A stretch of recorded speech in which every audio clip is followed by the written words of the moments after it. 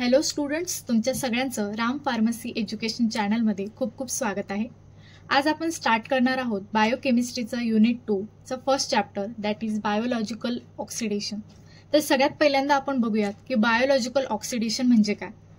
तर बायोलॉजिकल म्हणजे काय, आपल्या बॉडीमध्ये जे बायोमॉलिक्युल्स प्रेझेंट आहेत किंवा जे कंपोनंट्स प्रेझेंट आहेत त्यांचं ऑक्सिडेशन कोणत्या पद्धतीने होतं, त्याच्यामध्ये कोणकोणत्या सायकल्स रन होतात, कोणकोणते वेगवेगळे मेकॅनिझम्स होतात ते आपण या चॅप्टरमध्ये स्टडी करणार आहोत। तर या चॅप्टरमध्ये बेसिकली आपल्याला काय काय बघायचं आहे। तर सगळ्यात पहिल्यांदा आपण बघूयात बायोलॉजिकल ऑक्सिडेशन म्हणजे काय, त्याच्यामध्ये कोणकोणते एन्झाइम्स जे आहेत ते इम्पॉर्टंट असतात ती सायकल रन करण्यासाठी।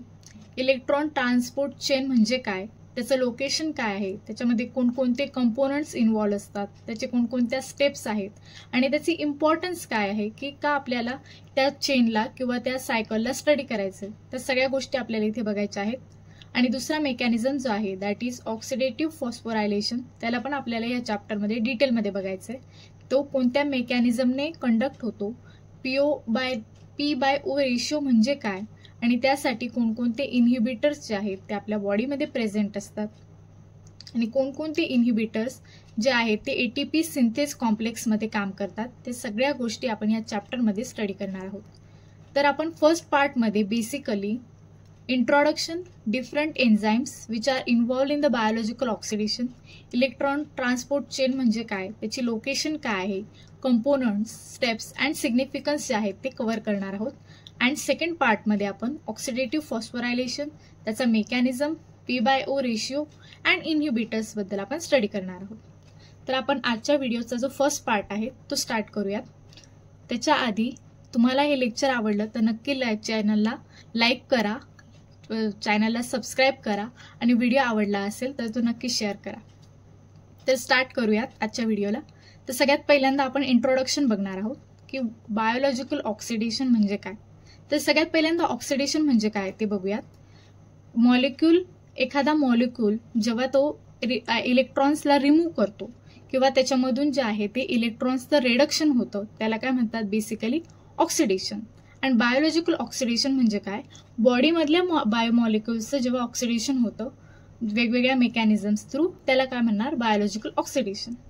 तर ऑक्सिडेशन जे आहे ते काय कशाने होतं, reduction of a second molecule. म्हणजे सपोज आता आपण एखादी रिॲक्शन घेतली, ठीक आहे, AX प्लस BY आणि त्याच्यापासून फॉर्म झाला आपला C कंपोनंट, ठीक आहे।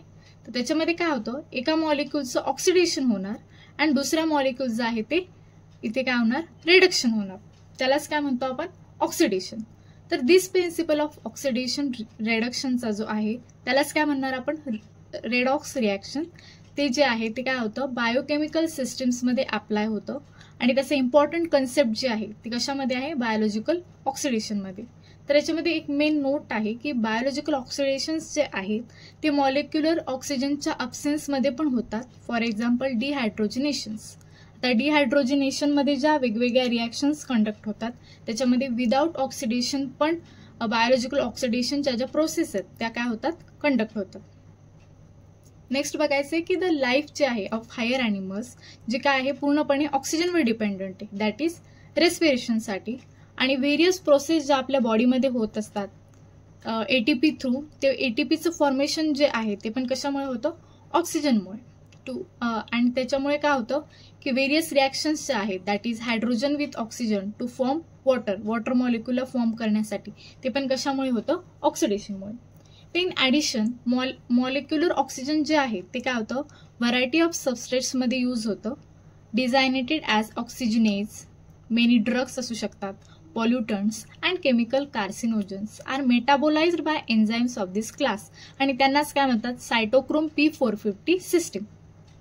त्याचा म्हणजे काय की सायटोक्रोम P450 सिस्टीममध्ये जे काही ड्रग्स असो किंवा पॉल्युटंट्स असो किंवा काही केमिकल कार्सिनोजन्स असो जे काही इन्व्हॉल्व असतात ते पण ऑक्सिजिनेस याच्यामध्ये, ते सगळे कशामध्ये हेल्पफुल आहेत, त्यांच्यामध्ये मॉलिक्युलर ऑक्सिजन जो आहे तो काय होतो, इनकॉर्पोरेटेड होतो।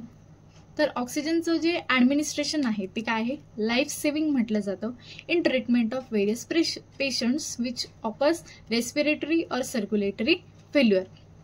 म्हणजे असे काही पेशंट्स ज्यांच्यामध्ये रेस्पिरेटरी किंवा सर्क्युलेटरी फेल्युअर झाले, त्यांच्यामध्ये ऑक्सिजन जो आहे तो काय असतो, very important factor for life saving. ठीक आहे. That is the introduction about the biological oxidation, की बायोलॉजिकल ऑक्सिडेशन म्हणजे काय. आता आपण पाहणार आहोत डिफरंट एन्झाईम्स जे बायोलॉजिकल ऑक्सिडेशन मध्ये काय आहेत, इम्पॉर्टंट आहे. तर सगळ्यात पहिल्यांदा आहे ऑक्सिडो रेडक्टेज.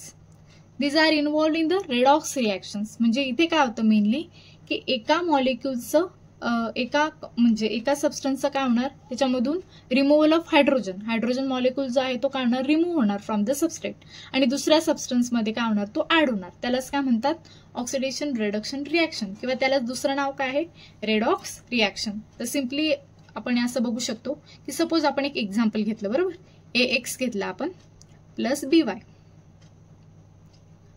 BY आणि त्याच्यामधून फॉर्म झाला. आता इथे काय होतं, एका सबस्टन्सचं ऑक्सिडेशन होणार, बरोबर. आता AXचं काय झालं, ऑक्सिडेशन, आणि BYचं काय होणार, रिडक्शन. म्हणजे इथे काय झालं, कंपाऊंड जो फॉर्म झाला तुमचा AB, 2 मिनिटं, AB फॉर्म होणार पहिला कंपोनंट, आणि दुसरा कंपोनंट जो आहे तो फॉर्म होणार X plus X and Y. ठीक आहे. AB प्लस XY हे जे आहे तुमचं काय झालं, प्रोडक्ट फॉर्म झालं, बरोबर. That is the example of oxidoreductase. आता याचे आपल्याला एक्झाम्पल लक्षात ठेवायचे, ग्लिसरॉल्डिहाइड 3-फॉस्फेट डिहायड्रोजिनेज. आता या एन्झाईम्स मध्ये तुम्हाला मेनली 5 मार्क्ससाठी किंवा 3 मार्क्ससाठी पण हा क्वेश्चन जो आहे तो विचारला जातो. यामध्ये असा एक क्वेश्चन येऊ शकतो की classify enzymes which are involve in the biological oxidation. मग त्यामध्ये तुम्हाला काय करायचं आहे, हे सगळे क्लासचे आहेत. आता आपण बायोलॉजिकल ऑक्सिडेशन मध्ये जे बघतोय ते सगळे क्लास इन्व्हॉल्व करायचे, त्यांची डेफिनेशन आणि त्यांचं एक्झाम्पल हे काय आहे याच्यामध्ये रिक्वायर्ड आहे. ठीक आहे. दुसरं एक्झाम्पल आहे ऑक्सिडेजेसचं, एन्झाईमचा टाईप. तर ऑक्सिडेजेस मध्ये काय होणार, मेनली कंपाऊंडचं ऑक्सिडेशन होणार. दॅट मीन्स की त्याच्यामधून काय होणार, हायड्रोजनचं रिमूव्हल होणार फ्रॉम द सबस्ट्रेट मधून, आणि तो सबस्ट्रेट मधून जो हायड्रोजन रिमूव्ह झालाय तो कशाला ऍड होणार, directly to the molecular oxygen. ठीक आहे, लक्षात ठेवायचं. त्याचे एक्झाम्पल्स काय आहेत, cytochrome oxidases, tyrosinase and uricase. Third type आहे आपला ऑक्सिजनेजेस. आता हे एन्झाईम्स जे आहेत ते काय होतात, incorporate oxygen into the substrate. म्हणजे या टाईपचे जे एन्झाईम्स आहेत ते काय करतात, मेनली सबस्ट्रेटमध्ये डायरेक्टली ऑक्सिजनला जे आहे ते काय करतात, ऍड करतात. आता इथे पुन्हा 2 सब टाईप येतात ऑक्सिजनेजेसचे. एक तर मोनो ऑक्सिजनेस आणि दुसरा आहे डायऑक्सिजनेस. आता मोनो ऑक्सिजनेस मध्ये काय होतं, only 1 atom of oxygen which are added to the substrate. फक्त एक ॲटम जो आहे ऑक्सिजनचा तो काय होणार, सबस्ट्रेटला ऍड होणार. आणि डायऑक्सिजनेजेस जो आहे त्याच्यामध्ये काय होणार, 2 मॉलिक्युल्स जे आहेत ऑक्सिजनचे ते सबस्ट्रेटला ऍड होणार. ठीक आहे, एवढंच आपल्याला लक्षात ठेवायचं. त्याच्या नावातच आहे, mono means 1 and di means 2. त्याचे एक्झाम्पल काय आहेत, होमोजेंटिसिक ऍसिड डायऑक्सिजनेज. ठीक आहे, कशाचं एक्झाम्पल झाले, ऑक्सिजनेजेसचं.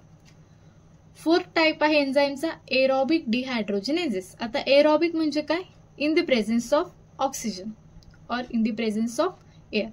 दिस एन्झाईम्स रिमूव्ह हायड्रोजन. आता हे एन्झाईम्स काय करतात, मेनली हायड्रोजनला रिमूव्ह करतात फ्रॉम द सबस्ट्रेट मधून आणि डायरेक्टली ऍड करणार to oxygen or any other artificial acceptors like methylene blue. म्हणजे काय की हे एन्झाईम्स जे आहेत ते काय करतात, हायड्रोजनला रिमूव्ह करून काय करतात, तो डायरेक्टली जो आहे तो ऑक्सिजन मॉलिक्युलला किंवा एनी अदर आर्टिफिशियल एक्सेप्टर, आता जसं की मिथाइलिन ब्लू असू शकतो, त्यांच्यामध्ये काय करणार, ते ऍड करणार. आणि जो मेन प्रोडक्ट जो याच्यामध्ये फॉर्म होतो दॅट इज हायड्रोजन पेरॉक्साइड. ठीक आहे. नेक्स्ट आहे अनएरोबिक डिहायड्रोजिनेजेस. आता अनएरोबिक म्हणजे काय, absence of oxygen. These enzymes use other substrates or substances to donate the hydrogen. आता याच्यामध्ये काय होतं, हायड्रोजनला डोनेट करतात. हे जे एन्झाईम आहे ते काय करतात, मेनली दुसऱ्या सबस्ट्रेटला किंवा दुसऱ्या सबस्टन्सला हायड्रोजन जो आहे तो डोनेट करतात. आणि हा हायड्रोजन ट्रान्सफर केल्यानंतर hydrogen acceptor but not directly to oxygen. पण ऑक्सिजनला जे आहे तो काय करतो, ते काय करतात की हायड्रोजनला डोनेट नाही करत, ते काय करतात, दुसऱ्या मॉलिक्युलला किंवा सबस्ट्रेटला जो आहे तो हायड्रोजन डोनेट करतात but not directly to oxygen. याच्यात लक्षात ठेवायचं, ऑक्सिजन सोडून दुसऱ्या सबस्ट्रेटला किंवा सबस्टन्सला ते काय करतात, हायड्रोजन डोनेट करतात. That is anaerobic dehydrogenase. आणि लास्ट क्लास आहे एन्झाईमचा दॅट इज हायड्रोपेरॉक्सिडेज. आता याच्यामध्ये काय होतं की हायड्रोजन पेरोक्साईड जो आहे किंवा ऑर्गॅनिक पेरोक्साईड हे काय करतात, सबस्ट्रेट म्हणून काम करतात. याच्यामध्ये 2 टाईपचे हायड्रोपेरॉक्सिडेज एन्झाईम काम करतात, that is peroxidase and कॅटालेज.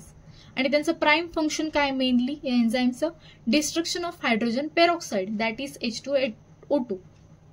H2O2 ला काय करतात, ते ब्रेकडाऊन करण्याचं काम करतात, बोथ पेरॉक्सिडेज पण अँड कॅटालेज. ठीक आहे. These are the types of enzymes which are required in the biological oxidation. हे 6च्या 6 टाईप तुम्हाला लक्षात ठेवायचे विथ देअर एक्झाम्पल्स. ठीक आहे. त्याच्यानंतर आपण बघणार आहोत electron transport chain which are important as point of view. एक्झामिनेशनच्या अकॉर्डिंग हा जो क्वेश्चन आहे तो मेनली 10 मार्कला विचारला जातो, म्हणून व्यवस्थित समजून घ्या. ठीक आहे. इलेक्ट्रॉन ट्रान्सपोर्ट चेनलाच दुसरं नाव काय, रेस्पिरेटरी चेन.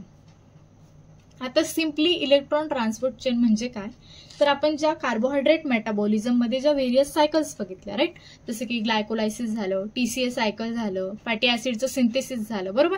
त्याच्यामध्ये जी एनर्जी फॉर्म होत होती किंवा एनर्जी रिच मॉलिक्युल्स जे फॉर्म होत होते that is NADH and FADH2, जे काय करत होते, ATP ला फॉर्म करत होते as energy rich compound, right. तर ते एनर्जी रिच कंपाऊंड जे आहेत त्यांच्यामध्ये काय होतं, पेअर ऑफ इलेक्ट्रॉन्स ज्या आहेत त्या प्रेझेंट होतात, ज्या काय करतात, हाय ट्रान्सफर पोटेन्शियल ज्यांच्यामध्ये आहे, बरोबर. आणि हे ATP जे या रिएक्शन मधून जनरेट झाले ते काय करतात, एनर्जी प्रोड्यूस करतात Wien electrons from NADH and FADH2 R pass to molecular oxygen bye a series of electron carriers.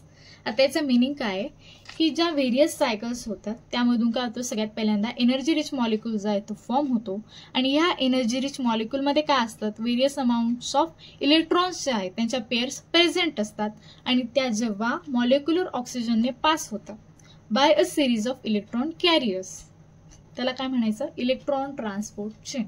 ठीक आहे. सिंपल डेफिनेशन आहे, लक्षात ठेवा की ATP जो आहे व्हेरियस मॉलिक्युल्स किंवा इलेक्ट्रॉन्स थ्रू जेव्हा मॉलिक्युलर ऑक्सिजन थ्रू पास होतो by a series of electron carriers, त्याला काय म्हणायचं, electron transport chain, right.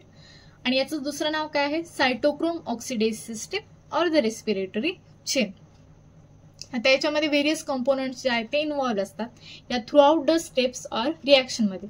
FMN आहे, FES सेंटर्स आहेत, कोएन्झाइम Q आहे and a series of cytochromes, they are involved in the electron transport chain. आता याच्यामध्ये जी एनर्जी डिराईव्ह होते फ्रॉम द ट्रान्सफर ऑफ इलेक्ट्रॉन्सने through the electron transport chain, याला काय केलं जातं, यूज केलं जातं टू पंप प्रोटॉन्समध्ये across the inner mitochondrial membrane from the matrix to the cytosolic side.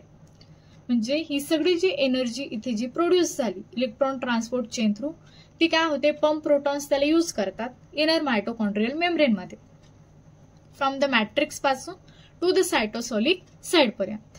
ठीक आहे. तो ॲज अ रिझल्ट इथे काय होतं, इलेक्ट्रोकेमिकल ग्रॅडियंट जे जनरेट झाले आहेत consisting of a proton gradient and a membrane potential इथे काय होतात, फॉर्म होतात. आणि एनर्जी जी क्रिएट झाली by the formation of this gradient ती काय होते, हार्नेस्ड होते टू फॉर्म ATP. इथे काय होतं, ATP ला फॉर्म केलं जातं ॲज द प्रोटॉन्स. जेव्हा हे प्रोटॉन्स मॉलिक्यूल ट्रॅव्हल करतात through gradient into the मॅट्रिक्समध्ये थ्रू ATP सिंथेस चॅनल, तेव्हा ही एनर्जी काय होते, क्रिएट होते. आता ही गोष्ट लक्षात ठेवायची की जेव्हा 1 मोल आहे NADHचा तो जेव्हा ऑक्सिडाइज होतो तर त्याच्यामध्ये 2.45 मोल्स ऑफ ATP जे आहेत ते काय होतात, फॉर्म होतात. आणि जेव्हा 1 mole of FADH2 molecule oxidise होतो तेव्हा त्याच्यामधून 1.5 मोल्स ऑफ ATP जे आहेत ते काय होतात, जनरेट होतात. Because energy generated by the transfer of electrons जे आहेत थ्रू द इलेक्ट्रॉन ट्रान्सपोर्ट चेनमध्ये to oxygen is use in the production of ATP. ही सगळी चेन जी आहे ती कशासाठी यूज केली जाते, प्रोडक्शन ऑफ ATP साठी. आणि या ओव्हरऑल प्रोसेसला काय म्हणतात, ऑक्सिडेटिव्ह फॉस्फोरायलेशन. दस द इलेक्ट्रॉन ट्रान्सपोर्ट चेन जी आहे अँड ATP प्रोडक्शन जे आहे ते दोघं एकमेकांशी काय related and are tightly coupled, right. कारण ATP प्रोडक्शन म्हणजे काय, ATPचं सिंथेसिस करायचं आणि इलेक्ट्रॉन ट्रान्सपोर्ट चेन जी आहे तिचं पण अल्टिमेट प्रोडक्ट काय फॉर्म होत आहे, ATP. म्हणून त्यांना काय म्हटलंय, दे आर टाइटली कपल्ड, ते एक दुसऱ्यांशी काय आहेत, रिलेटेड, बरोबर. आता याची लोकेशन काय की ही सायकल जी आहे ती कुठे रन होते, तर द रेस्पिरेटरी चेन जी आहे ती सायटोप्लाझ्मिक मेम्ब्रेनमध्ये प्रेझेंट असते इन प्रोकॅरियोटिक सेल, आणि युकॅरियोटिक सेल जे आहेत which are accord in animal cell and plant cell, ती जी आहे ती मायटोकॉन्ड्रियामध्ये प्रेझेंट असते. ठीक आहे, हे दोन्ही लक्षात ठेवायची लोकेशन. प्रोकॅरियोटिक सेल असेल तर सायटोप्लाझ्मिक मेम्ब्रेन, आणि युकॅरियोटिक सेल असेल तर मायटोकॉन्ड्रिया. ठीक आहे, त्याच्यानंतर आपण बघणार आहोत component of electron transport chain. आता ही throughout electron transport chain जी होते आहे एटीपी फॉर्मेशनसाठी, याच्यामध्ये व्हेरियस कंपोनंट्स जे आहेत ते काय असतात, इन्व्हॉल्व असतात. राईट, त्याच्याबद्दल आपल्याला बघायचं डिटेलमध्ये. तर तुम्ही या डायग्राम मध्ये जे आहे ते तुम्ही व्यवस्थित बघू शकता की सगळ्यात पहिला जो कंपोनंट आहे that is complex 1. Okay, complex 1 त्यालाच काय म्हणतात, NADH डिहायड्रोजिनेज एन्झाईम जो आहे तो इथे काय करतो, ऍक्ट करतो. आता याच्यामध्ये काय आहे, FMN प्रेझेंट आहे. तो काय करतो, 2 इलेक्ट्रॉन्सला ऍक्सेप्ट करतो अँड H+ फ्रॉम 2 NADH पासून. ठीक आहे, to become the reduce form of FMNH2, आणि तो काय करतो, FMNH2 मध्ये काय होतो, कन्व्हर्ट होतो. And also contains ion atoms, त्याच्यामध्ये आयनचे जे ॲटम्स आहेत ते पण प्रेझेंट असतात, which assist in the transfer of the electron, जे काय करतात, इलेक्ट्रॉनला ट्रान्सफर करतात and H+ to coenzyme Q. आता लक्षात ठेवा, या कॉम्प्लेक्स 1 मध्ये जे काही इलेक्ट्रॉन्स इथे फॉर्म होणार आहेत ते सगळे जे आहेत ते काय करतात, हे ट्रान्सफर होतात कोएन्झाईम Q कडे. ठीक आहे, आता याच्यानंतर इथे बघू शकता डायग्राम मध्ये हे जे सगळे इलेक्ट्रॉन्स कुठे ट्रान्सफर होणार आहेत, कॉम्प्लेक्स 2 कडे. आता कॉम्प्लेक्स 2 मध्ये काय होतं, सक्सिनेट डिहायड्रोजिनेज जो आहे तो इथे काम करतो. आता याच्यामध्ये काय, इथे पण आयन आहे अँड सक्सिनेट जो आहे तो इथे प्रेझेंट आहे, विच ऑक्सिडायझेस, हे काय करतात, FAD मॉलिक्यूलला ऑक्सिडाइज करतात to form the FADH2 molecule. ठीक आहे, FADH2 मॉलिक्यूल काय होणार, इथे फॉर्म होणार. आता कॉम्प्लेक्स 1 आणि 2 मधले जे इलेक्ट्रॉन्स फॉर्म झाले ते सगळे कुठे ट्रान्सफर होणार, या कोएन्झाईम Q कडे. आता कोएन्झाईम Q काय करणार, तो हे सगळे इलेक्ट्रॉन्स जे आहेत तो ऍक्सेप्ट करणार या FMNH2 पासून पण अँड FADH2 पासून पण. ठीक आहे, म्हणजे कॉम्प्लेक्स 1 अँड कॉम्प्लेक्स 2 कडून जे अल्टिमेट इलेक्ट्रॉन्स फॉर्म झाले ते सगळे कोण ऍक्सेप्ट करणार, कोएन्झाईम Q. आणि हे सगळे इलेक्ट्रॉन्स तो पुन्हा ट्रान्सफर करणार टू कॉम्प्लेक्स 3 कडे. म्हणजे इथे काय होतं, मेनली इलेक्ट्रॉन्स काय करतात, एक स्टेप पासून दुसऱ्या स्टेपमध्ये ट्रान्सफर होत आहेत थ्रू व्हेरियस एजंट्स. ठीक आहे, आता हे सगळे इलेक्ट्रॉन कुठे आले, आपले कॉम्प्लेक्स 3 मध्ये. बरोबर, आता हा कॉम्प्लेक्स 3 काय करणार, इथे सायटोक्रोम B जो आहे तो काय प्रेझेंट आहे. आता याच्यामध्ये हिम ग्रुप जो आहे तो पण काय असतो, प्रेझेंट असतो. याच्यामध्ये काय होतं, Fe3+ जो आहे तो काय करतो, ऍक्सेप्ट इलेक्ट्रॉन, या सगळ्या इलेक्ट्रॉनला ऍक्सेप्ट करणार फ्रॉम कोएन्झाईम Q कडून टू बिकम Fe2+, आणि कशामध्ये कन्वर्ट होणार, Fe2+ मध्ये. आणि जे उरलेले इलेक्ट्रॉन्स आहेत ते पुन्हा काय करणार, ट्रान्सफर करणार टू सायटोक्रोम C कडे. बरोबर, म्हणजे काय करणार, सगळ्यात पहिल्यांदा Fe3+ मॉलिक्यूलला काय करणार, रिड्यूस करणार टू Fe2+ मध्ये. बरोबर, आणि जे उरलेले इलेक्ट्रॉन्स आहेत ते पुन्हा काय होणार, सायटोक्रोम C कडे ट्रान्सफर करणार. आता हा सायटोक्रोम C काय करणार, त्याच्यामध्ये पण हिम ग्रुप प्रेझेंट असतो, तो पण काय करणार, आपल्या Fe3+ ला काय करणार, accept the electron from complex 3, आणि तो पण काय होणार, पुन्हा Fe2+ मॉलिक्यूल मध्ये काय होणार, रिड्यूस होणार. आणि उरलेले जे इलेक्ट्रॉन्स आहेत त्याच्याकडे ते सगळे कुठे ट्रान्सफर करणार, कॉम्प्लेक्स 4 कडे. आता हा कॉम्प्लेक्स 4 काय करतो, त्याच्याकडे पण सायटोक्रोम A जो आहे तो काय असतो, प्रेझेंट असतो. त्याच्यामध्ये पण हिम ग्रुप प्रेझेंट आहे, तो पण काय करणार, त्याच्याकडच्या Fe3+ जो आहे तो काय करणार, हे सगळे इलेक्ट्रॉन्स जे आहेत ते ऍक्सेप्ट करणार सायटोक्रोम C कडून, आणि काय होणार, पुन्हा Fe2+ मध्ये काय होणार, कन्वर्ट होणार. आणि उरलेले जे इलेक्ट्रॉन्स आहे, बरोबर, तो oxygen which is combined with hydrogen two form water, आणि मग इथे काय करणार, वॉटरचं फॉर्मेशन तो करणार. बरोबर, आणि पुन्हा मग काय होणार, कॉम्प्लेक्स 5 कडे ATP सिंथेस एन्झाईम जो आहे तो काय होणार, ऍक्ट होणार. आणि तो काय करणार, कंटेन्स अ प्रोटॉन चॅनल त्याच्याकडे प्रेझेंट आहे that allows for protons to cross into the matrix. तो पुन्हा काय होणार, या मेम्ब्रेन मधून मॅट्रिक्स मध्ये कन्वर्ट होणार, ट्रान्सफर होणार using the proton gradient energy to form ATP. आणि लास्ट स्टेपमध्ये या ATP सिंथेसच्या थ्रू काय होणार, ADP प्लस इनऑर्गॅनिक फॉस्फेट एकत्र येणार आणि ATPचं काय इथे फॉर्मेशन होणार. Right, these are the whole cycle of the electron transfer chain. तुम्ही बघू शकता की या 5 कॉम्प्लेक्स थ्रू जे आहे ती काय होते, इलेक्ट्रॉन ट्रान्सपोर्ट चेनची जी रिॲक्शन आहे ती काय होते ते कंप्लीट होते. ठीक आहे. तर ही डायग्राम जरी तुमच्या लक्षात आली किंवा एक्झाममध्ये तुम्ही ही डायग्राम जरी एक्सप्लेन केली तरी तुम्ही डिस्क्रिप्टिव्ह आन्सर जे आहे त्याचं लिहू शकता. ठीक आहे. तर आपण इथे स्टेप बाय स्टेप जे आहे ते ऑलरेडी एक एक स्टेप जी आहे ती एक्सप्लेन केली आहे. तुम्ही एकदा पुन्हा ही रिवाइज करून घ्यायची म्हणजे तुम्हाला ही स्टेप किंवा जी सायकल आहे ती कम्प्लिटली लक्षात येईल. ठीक आहे. की आय होप तुम्हाला ही अंडरस्टँड झाली असेल. त्याच्यानंतर आपण बघणार आहोत त्याच्या व्हेरियस स्टेप्स. हे जे पाहिलं आता आपण जे कॉम्प्लेक्स त्याच्यामध्ये इन्व्हॉल्व्ह होते ते सगळे काय त्याचे component which are involve in the electron transport chain. Right. आता त्याचे स्टेप्स काय, ती रिॲक्शन ऍक्च्युअल मध्ये कशी ऑकर होते ते आपल्याला बघायचं. ठीक आहे. तिथे तुम्ही डायग्राम बघू शकता. ऍज इट इज बऱ्यापैकी जी आहे ती सेमच आहे, फक्त इथे थोडीशी लँग्वेज जी आहे ती बदलली. ह्या स्टेप्स मध्ये तुम्हाला जी आहे ती स्टेप त्याची एक्सप्लेन करायची. ओके. आता बघू शकता तुम्ही. सगळ्यात पहिली स्टेप काय ते बघा. इन कॉम्प्लेक्स 1 मध्ये NADH जो आहे तो काय होतो. NADH आपण बघितलं की ग्लायकोलायसिस अँड क्रेब्स सायकल मधून आपल्याला ऑप्टेन होतो आणि तो इथे कॉम्प्लेक्स 1 मध्ये काय होतोय ऑक्सिडाइज होतो टू NAD+ मध्ये. आणि त्याच्यामधून काय होतं 2 इलेक्ट्रॉन्स जे आहेत आणि H+ ions are pumped into the intermembrane space. ते काय होतात 2 इलेक्ट्रॉन्स जे आहेत ते ट्रान्सफर होतात. बरोबर. FADH2 from glycolysis and Krebs cycle is oxidized to FAD by complex 2. आता काय होतं कॉम्प्लेक्स 2 मध्ये पण काय होतं FADH2 मॉलिक्यूल जो आहे तो FAD मध्ये कन्वर्ट होतो. बरोबर. त्याच्यामुळे काय होतं it also releases H+ ions. इथून पण H+ आयॉन जे आहे ते काय होणार रिलीज होणार into the intermembrane space and passes of electrons. त्याच्यामुळे काय होणार इलेक्ट्रॉन्स जे आहे ते ट्रान्सफर होणार. आता तिसऱ्या स्टेप मध्ये काय होतंय की इलेक्ट्रॉन्स जे आहेत जे कॉम्प्लेक्स 1 अँड कॉम्प्लेक्स 2 मधून जे ट्रान्सफर झाले to a carrier called ubiquinone that is coenzyme Q कडे काय होत आहे ते सगळे ट्रान्सफर होणार. And this molecule carries the electrons to complex 3. आणि याच्याकडचे जे इलेक्ट्रॉन्स आहेत ते सगळे कुठे ट्रान्सफर होतील कॉम्प्लेक्स 3 मध्ये. राईट. आता या कॉम्प्लेक्स 3 मध्ये काय होतं कॉम्प्लेक्स 3 जे आहे ते सगळे इलेक्ट्रॉन्स जे आहेत ते काय करणार ऍक्सेप्ट करणार brought by ubiquinone Q and pumps more H+ ions into the intermembrane space. आणि त्याच्याकडे जे H+ आयॉन्स प्रेझेंट आहे ते सगळे काय करणार तो रिलीज करणार या इंटरमेम्ब्रेन स्पेस मध्ये. राईट. त्याच्यानंतर काय होणार की इलेक्ट्रॉन्स जे आहेत इन कॉम्प्लेक्स 3 मधले ते काय होणार पिकअप बाय सायटोक्रोम C. आता ते सगळे उरलेले जे इलेक्ट्रॉन्स आहे कॉम्प्लेक्स 3 कडे ते सगळे कुठे जातील सायटोक्रोम C कडे. Another carrier molecule this molecule carries the electrons to complex 4. आणि याचं काम काय transportation from electrons complex 3 to complex 4. आणि या कॉम्प्लेक्स 4 मध्ये मग काय होणार रिॲक्शन होणार ऑक्सिजनची to produce the water molecule.